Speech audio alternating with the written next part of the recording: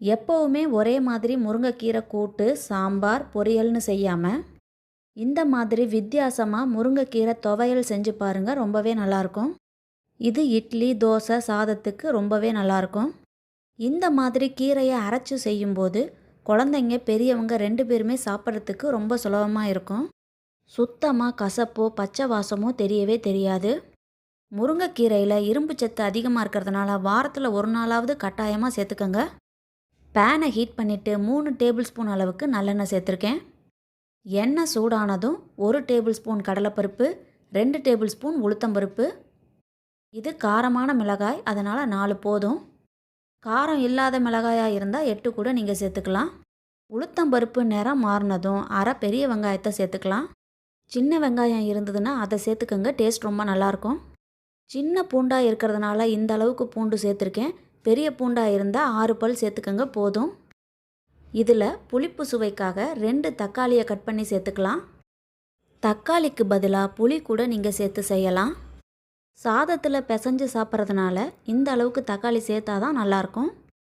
அடுத்ததாக கொஞ்சமாக பெருங்காயத்தூள், தேவையான அளவுக்கு கல்லுப்பு எல்லாத்தையும் சேர்த்து தக்காளி வதங்குற வரைக்கும் வெயிட் பண்ணலாம். அடுப்பை லோ ஃப்ளேமில் வச்சுட்டு தக்காளி வதங்குற டைமில் தேவையான அளவுக்கு முருங்கைக்கீரையை அளந்து எடுத்துக்கலாம். முருங்கைக்கீரையை மெஷரிங் கப்பில் அளந்துக்கலாம். ரொம்ப அழுத்தி அளக்க வேண்டாம், லேசாக ஓரளவுக்கு அழுத்தி அளந்தால் போதும். இதே மாதிரி 2 கப் அளவுக்கு அளந்து எடுத்துக்க போகிறேன். கப்பில் மெஷர் பண்ணாமல் கையால் அளந்து பார்த்திங்கன்னா 2 கைப்பிடி அளவுங்கிறது கரெக்டாக இருக்கும்.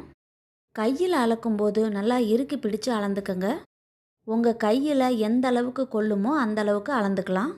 இதில் இரும்பு சத்து மட்டும் கிடையாது, கால்சியம், பாஸ்பரஸ்லாம் அதிகமாக இருக்கிறதுனால எலும்புகளுக்கு வலுவூட்டும்.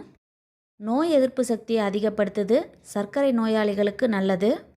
முடி மற்றும் சரும பராமரிப்பு, உடல் எடை குறைப்பு, இப்படி ஏராளமான நன்மைகள் இந்த கீரையில் இருக்குது.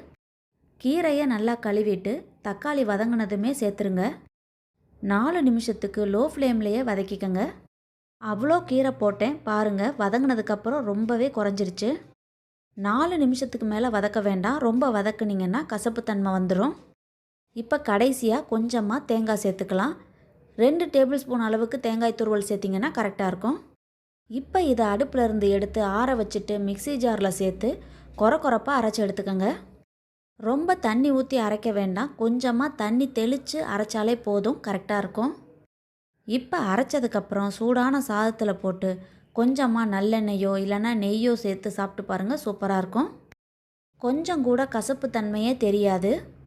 இப்போ முருங்கைக்கீரை துவையல் ரெடி.